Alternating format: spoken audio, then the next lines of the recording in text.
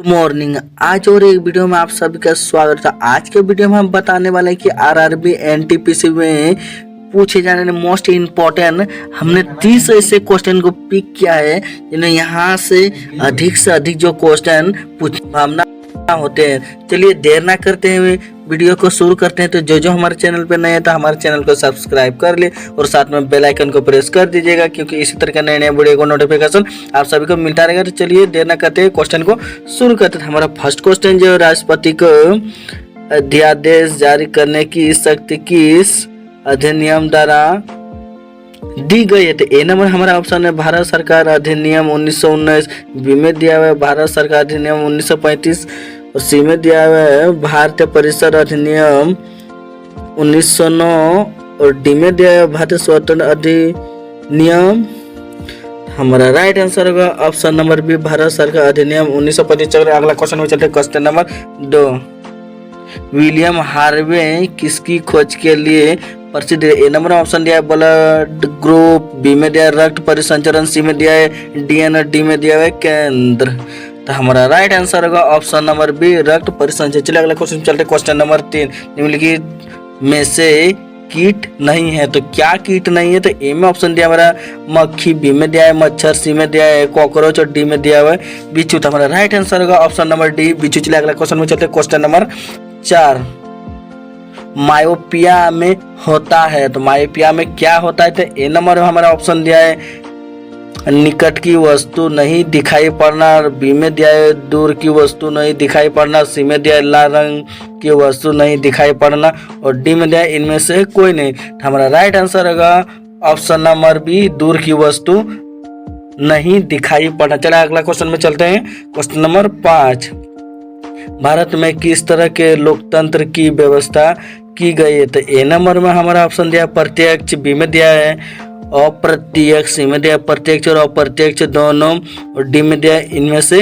कोई नहीं था। हमारा राइट आंसर होगा ऑप्शन नंबर बी अप्रत्यक्ष। चलिए अगला क्वेश्चन में चलते हैं। क्वेश्चन नंबर 6, काली मृदा का दूसरा नाम क्या है? तो ए में हमारा ऑप्शन दिया है बलुई मृदा, बी में दिया है रेगुड़ मृदा, सी में दिया है लाल मृदा और डी में दिया है पर्वतीय मृदा। तो हमारा राइट आंसर होगा ऑप्शन नंबर बी रेगुड़ मृदा। चलिए अगला क्वेश्चन में चलते। क्वेश्चन नंबर 7, राष्ट्रीय स्वयंसेवक संघ की स्थापना कब हुई? तो ए में ऑप्शन दिया है 1923, बी में दिया है 1925, सी में दिया है 1928 और डी में दिया है 1930। तो हमारा राइट आंसर होगा ऑप्शन नंबर बी 1925। चलिए अगला क्वेश्चन में चलते हैं। क्वेश्चन नंबर 8, डायनेमो से किस प्रकार की धारा प्राप्त होती है? तो ए नंबर ऑप्शन दिया हुआ है दृष्ट धारा, बी में दिया है प्रत्यावर्ती धारा, सी में दिया है दोनों धाराएं और डी में दिया है इनमें से कोई नहीं। तो हमारा राइट आंसर होगा ऑप्शन नंबर ए दृष्ट धारा। चलिए अगला क्वेश्चन में चलते हैं। क्वेश्चन नंबर 9, कोरबा जनजाति मुख्यतः कहाँ पाई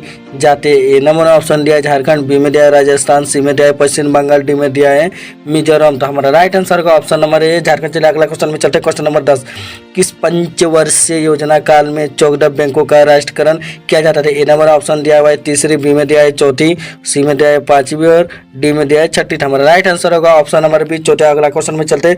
क्वेश्चन नंबर 11, महावीर स्वामी अपना पहला उपदेश कहाँ दिया था? ए नंबर ऑप्शन दिया है पाटलिपुत्र, बी में दिया है सारनाथ, सी में दिया है वैशाली और डी में दिया है राजगिरी। हमारा राइट आंसर होगा ऑप्शन नंबर डी राजगिरी। चलिए अगला क्वेश्चन में चलते। क्वेश्चन नंबर 12, वित्तीय आपात की व्यवस्था भारतीय संविधान में कहाँ के संविधान से लिया गया है? तो ए में दिया है ऑस्ट्रेलिया, बी में दिया है जर्मनी, सी में दिया अमेरिका और डी में दिया हुआ है रूस। हमारा राइट आंसर होगा ऑप्शन नंबर सी। तो आप लोग ये क्वेश्चन जो बहुत ही इंपॉर्टेंट क्वेश्चन है, आप लोग इस क्वेश्चन को आप लोग कॉपी में नोट करके रख लीजिएगा। चलिए अगला क्वेश्चन में चलते हैं। क्वेश्चन नंबर 13, राष्ट्रपति का निर्वाचन किस देश के संविधान से लिया गया था? ए नंबर ऑप्शन दिया है अमेरिका, बी में दिया है फ्रांस, सी में दिया है आयरलैंड, डी में दिया है जापान। हमारा राइट आंसर होगा ऑप्शन नंबर सी आयरलैंड। चलिए अगला क्वेश्चन में चलते हैं। क्वेश्चन नंबर 14, बंग भंग विरोध आंदोलन का प्रारंभ किस तिथि को हुआ था? ए में दिया हुआ है 20 जुलाई 1905, बी में दिया है 16 अक्टूबर 1905, सी में दिया हुआ है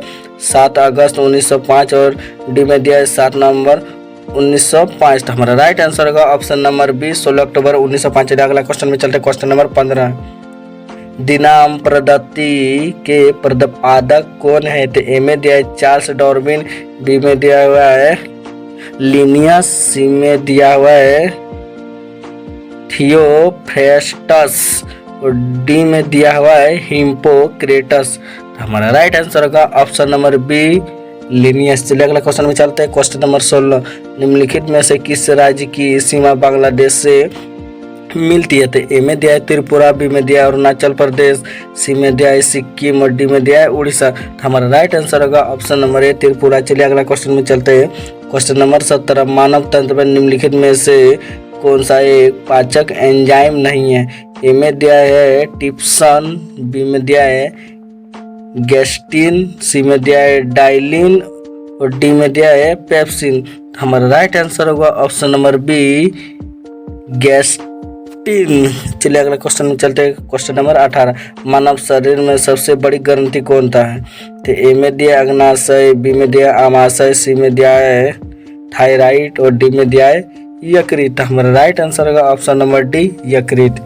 चलिए अगला क्वेश्चन में चलते हैं। क्वेश्चन नंबर 19, कार्बन मोनोऑक्साइड निम्नलिखित में से किसे प्रभावित करती है? तो ए में ऑप्शन दिया हमारा शरीर की पाचन क्रिया को, बी में दिया यकृत की क्षमता को, सी में दिया है किडनी की कार्यशीलता को और डी में दिया रक्त की ऑक्सीजन परिवहन क्षमता को। तो इसका राइट आंसर होगा ऑप्शन नंबर डी रक्त की ऑक्सीजन परिवहन क्षमता को। चलिए अगला क्वेश्चन में चलते हैं।